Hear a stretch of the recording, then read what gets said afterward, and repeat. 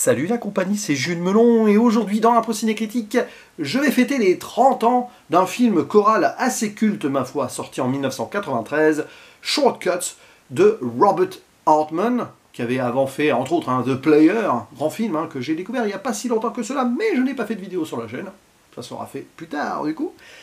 Et ici, il faut savoir que c'est une adaptation d'une série de nouvelles et d'un poème sorti la même année, écrit par Raymond Carver.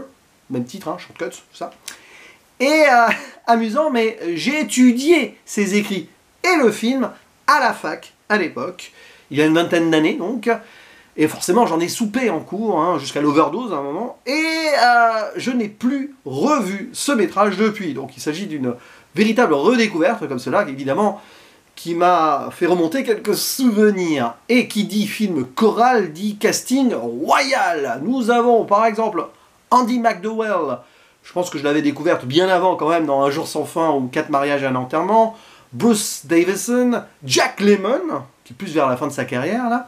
Tom Waits, Lily Tomlin, Julianne Moore, Matthew Modine, Anne Archer, Fred Ward, Jennifer Jason Leigh, Chris Penn, le regretté, Lily Taylor, Robert Downey Jr. bien avant évidemment Iron Man, Madeleine Stowe, que j'adore dans l'Armée des 12 singes, Tim Robbins, extraordinaire ici dans ce rôle, Peter Gallagher, Frances McDormand aussi, incroyable, et j'en oublie forcément parce que y a plein de gens. Et en gros, pour résumer l'intrigue, les intrigues en fait, on va suivre plusieurs destins croisés ou non, ça dépend, de plusieurs familles, plusieurs couples et tout, qui vivent à Los Angeles en pleine crise, en pleine guerre, si on veut, parce que le journaliste présentateur télé, qui est l'un des personnages majeurs du film, au début, l'annonce, ce n'est pas la guerre au Vietnam ou en Irak, là non, c'est la guerre contre les mouches à fruits qui parasitent les cultures, donc on voit des hélicoptères d'épandage, comme ça, qui balancent de l'insecticide, avec un motif très à la Apocalypse Now, on sent le côté détourné du truc, mais voilà, donc il y a des gens qui vont pas très bien, pas forcément à cause de ces problèmes-là, mais parce qu'il y a des tensions de couple, des traumatismes ou autres drames qui vont surgir là. Et donc tous ces gens vont vivre leur vie, affronter la mort et des séparations, des retrouvailles, plein de choses. Nous avons par exemple donc ce présentateur télé avec son épouse qui va voir son fils renversé par une voiture. Sur le papier tout va bien, mais quand même on l'amène à l'hôpital et c'est bizarre, jusqu'à la fin du film on va avoir un doute sur son état de santé. Vous avez des pêcheurs qui découvrent un cadavre, un chauffeur un peu alcoolique qui est en tension avec son épouse qui est serveuse d'un diner, un agent d'entretien de piscine qui est marié à une dame qui fait du téléphone rose devant ses enfants, ça le perturbe un peu, on le sent. Vous avez aussi ceux qui gardent les poissons des voisins qui sont partis en voyage, le flic, joué par Tim Robbins, à cran qui veut se débarrasser du chien de la famille, la mère et la fille, toutes les deux artistes, d'une chanteuse et l'autre violoncelliste, qui ont du mal vraiment à communiquer, on sent que il y a quand même quelque chose de très fort derrière, voilà, une peintre, une clown aussi pour les enfants, des couples qui se séparent, tout ça, et même le grand-père à un moment qui débarque, là, le père du présentateur télé, pour voir le petit-fils qui va pas bien, mais qui sort de nulle part, là, joué par Jack Lemmon, plein de trucs comme ça, et évidemment, quand vous voyez ce film-là, vous ne pouvez pas ne pas penser, si vous l'avez vu bien sûr, à l'un des chefs-d'œuvre de Paul Thomas Anderson, Magnolia, qui s'inspire pas mal de ce film, même si c'est différent sur certains trucs. D'ailleurs, l'histoire du grand-père, là, qui vient voir son fils et le petit-fils, on sent que ça a peut-être inspiré dans l'écriture l'arc autour du personnage de Tom Cruise et de son père dans le film de PTA. Et donc, ces gens vont vivre leur truc. Et bien sûr, ces histoires un peu parallèles vont parfois donc avoir un lien entre elles, mais c'est pas le plus important. C'est surtout un film qui dépeint les humains d'une certaine façon très forte. Autour de thématiques très simples mais très universelles telles que la vie, le quotidien, la routine et la mort.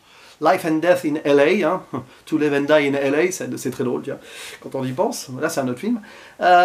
Les obsessions, les traumatismes, le passé compliqué, les tragédies qui surviennent, parce que qui dit vie et mort, dit à un moment on va affronter la fin de la vie, de plusieurs façons différentes d'ailleurs, au moins 3 comme ça là qui me reviennent, mais je vais pas en dire plus, si ce n'est le cadavre découvert par les pêcheurs qui préfèrent du coup continuer leur partie de pêche, hein, très étrange. Aussi, du coup, ici, Altman questionne l'immoralité aussi de certains personnages, donc ceux qui préfèrent penser à leur truite qu'à aller déclarer le corps. La mère de famille qui, pour gagner de l'argent en s'occupant des enfants, va quand même faire du téléphone rose, et ça fait que le mari, il pense à aller voir ailleurs, il y a une forme de frustration, fantasme qui lui monte en lui, on le sent. Il y a un très gros plan comme ça, parfois, la zoom, comme ça, petit à petit, sur le visage de Chris Penn qui sent, voilà, et puis on voit le gamin à côté, le fils aîné qui commence à être perturbé.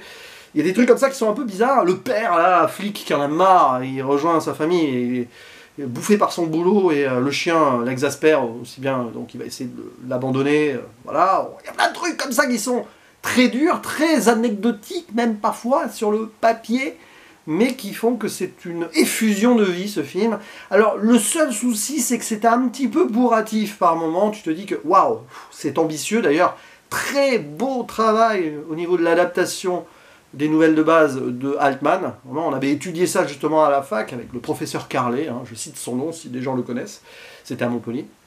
Et c'est un travail de minutie, et c'est très bien fait, vraiment. C'était assez fou, mais ça réussit vraiment son truc. Mais par moment, il y a peut-être trop de choses. 3 heures, et il y a des histoires qui sont moins passionnantes que d'autres au final. Même si toutes les interprétations sont impeccables. Par exemple, Tom Waits, là, dans le rôle de ce chauffeur alcoolique, finalement, toute cette arc avec son épouse, bon, c'est presque secondaire, quoi. Mais bon, ça donne lieu à certains moments de contemplation psychologique.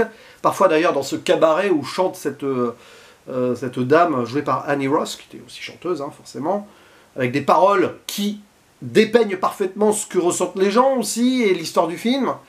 Donc il y a beaucoup de petits trucs comme ça qui font qu'à un certain moment tu décroches un brin, mais à des moments où tu te raccroches et tu vois le build-up aussi. Puis c'est des moments de terrible tragédie quand même là, où parfois tout bascule sur un détail, parce que ce qui se passe autour donc, du couple et de ce petit enfant, ça paraît assez fou ce qui arrive à la fin, je trouve. Et en plus avec l'arrivée du grand-père là, ouais, mais c'est les hasards de la vie, le destin, parfois funeste, parfois positif, mais bon, c'est vrai qu'à la fin, bon, il se passe un truc à la fin, j'en dis pas plus, mais ça remue un peu, qui ramène les gens finalement à leurs propres conditions. Et donc, vous avez beaucoup de protagonistes qui évoluent ici, qui révèlent aussi leur vrai visage, ou leur face cachée un petit peu. Ça se dispute, ça se bat, ça s'aime, et ça subit aussi beaucoup. Et c'est quand même assez fort, voilà, avec cette BO, donc souvent chantée, mais pas que. Et des plans qui restent aussi quand même, surtout voilà, vers la fin. C'est vrai que quand vous avez le climax, ça touche beaucoup, et puis ça fait vraiment une cohérence globale quand même sur, on va dire, 2/3 des histoires. Voilà. Donc Short Cuts, c'est une belle expérience de revisionnage, vraiment. Alors, évidemment, ça me rappelait des trucs, bon, mais sur le plan purement cinématographique, c'est quelque chose d'assez merveilleux, vraiment. Ça permet aussi donc aux actrices et aux acteurs de s'en donner à cœur joie. Il y a des magnifiques prestations, magnifiques monologues de Julianne Moore à la fin qui se met vraiment à nu dans les deux sens du terme en plus. Toute la tragédie autour de Andy McDowell qui est très forte pour jouer ces émotions-là. Voilà, je ne vais pas faire la liste, mais il y a vraiment de magnifiques prestations ici. Et n'hésitez pas à le voir ou à le revoir si besoin. Il faut avoir 3 heures devant soi. Hein. Et à dire en commentaire ce que vous en avez pensé. Est-ce que c'est votre Robert Altman préféré? Moi, il m'en manque beaucoup à voir, mais je crois que je préfère The Player quand même, qui est un peu plus méta et comme ça aussi. Mais en tout cas, c'est assez passionnant, vraiment, à voir et à revoir ce genre de film. Je vous dis à la prochaine et on en discute en commentaire. Ciao!